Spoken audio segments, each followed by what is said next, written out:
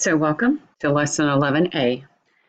In the next preview assignment in the next class, you're going to need to identify if a table of values is increasing. Let's see what the pen's going to do. Oh, that's what I thought. If it is increasing, decreasing, or constant, and if the values are changing at an increasing rate or a decreasing rate.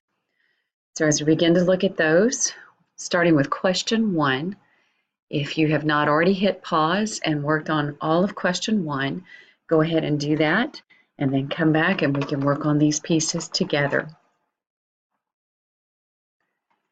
So beginning with the values in table 1, we're going to be analyzing the behavior. Notice there is an input column and there is an output column. And the part A says, do you add or subtract to get from 100 to 90? So we're looking at the output column. To get from 100 to 90, we subtract.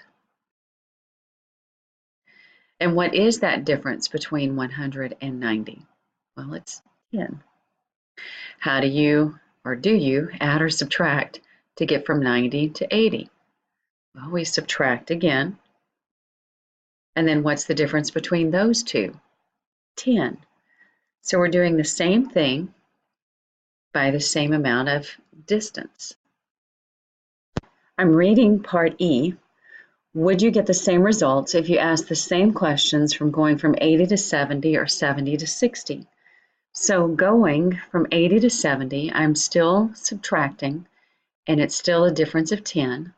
Going from 70 to 60, I'm still subtracting, and it's still a difference of 10. Using these answers from A and C, A and C, would you say the output values are increasing, decreasing, or remaining constant? It appears our output is decreasing. Now using the answers we got for part B and part D, and this is part G that we're answering, are the output values changing by larger and larger amounts, changing by smaller and smaller amounts, or changing by the same amount or not even changing at all? And our output values are changing by the same amount. Moving on to question 2, make sure you do it before you and I look at this together. Using the same process, analyze each of the following tables and answer the questions related to each of them. So here's a table 2. Determine whether the output values in table 2 are increasing, decreasing, or remaining constant. So we'll do what we did on the other table. To get from here to here, I'm going up 4. From that output to that output, up 4, and up 4. To determine whether we're increasing, decreasing, or remaining constant, we are going up. We're adding, adding, adding. But then determine whether the output values are changing by larger and larger amounts, smaller and smaller amounts, or changing by the same amount. Well, we're changing by the same amount. And that was it for this one. Again, we're doing more tables. We're now at table 3. We're looking at output values. First question, are we increasing, decreasing, or remaining the same? From 17 to 21, it's increasing. 21 to 39, increasing. 39 to 89, increasing. In that 89 to 205, increasing again. So in this table, we are increasing. Part D says determine whether the output values are changing by larger and larger amounts, by smaller and smaller amounts, or we're changing by the same amount, didn't mean to do that, or not even changing at all. Well, when we look up here, just kind of a ballpark figure, from 21 to 17, we're going up 4. But from 21 to 39, that's about-ish 18-ish. And 39 to 89 is about 50, and 89 to 200 is much more than 50. So we are changing by larger and larger amounts. Another table, 4. Same questioning. Determine whether the output values in table 4 are increasing, decreasing, or remaining constant. So to get from 89 to 89, we do nothing.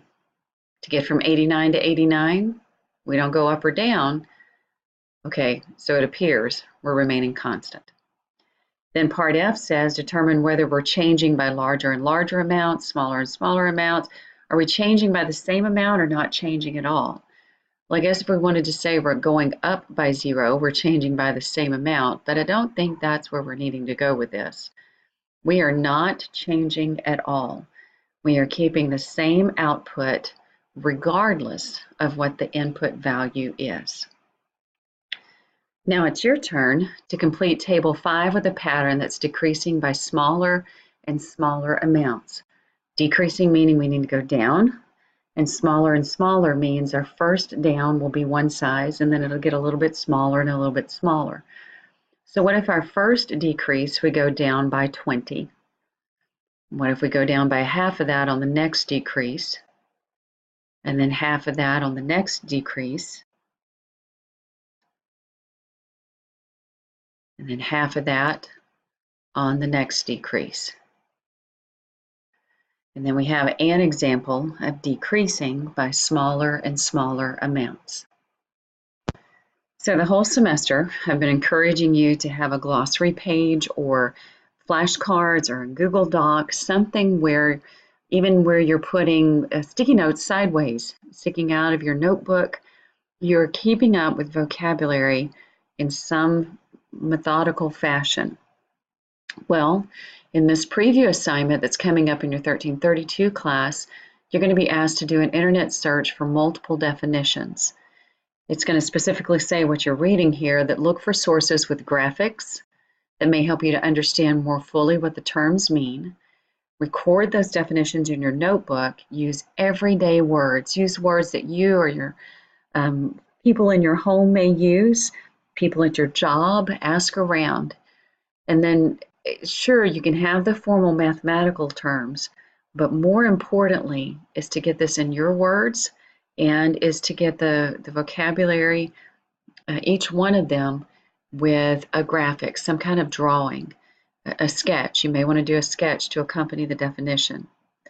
So in question 4, it asks us to use those same directions from the preview, these up here, and start writing a definition in everyday words and make a sketch. So you have the word concave up, and the other one listed here is concave down. You'll have a whole lot more in the preview, but this worksheet is to get you started on, and that needs to go not here, is to get you started so that when you get to the preview, you already have an understanding of what's going on and you have your process already set up. So decide what your process is going to look like, how you're going to put it in your notebook, what is it going to look like so that it's useful to you. So concave up. Concave up is a curve. Here's the official set of words.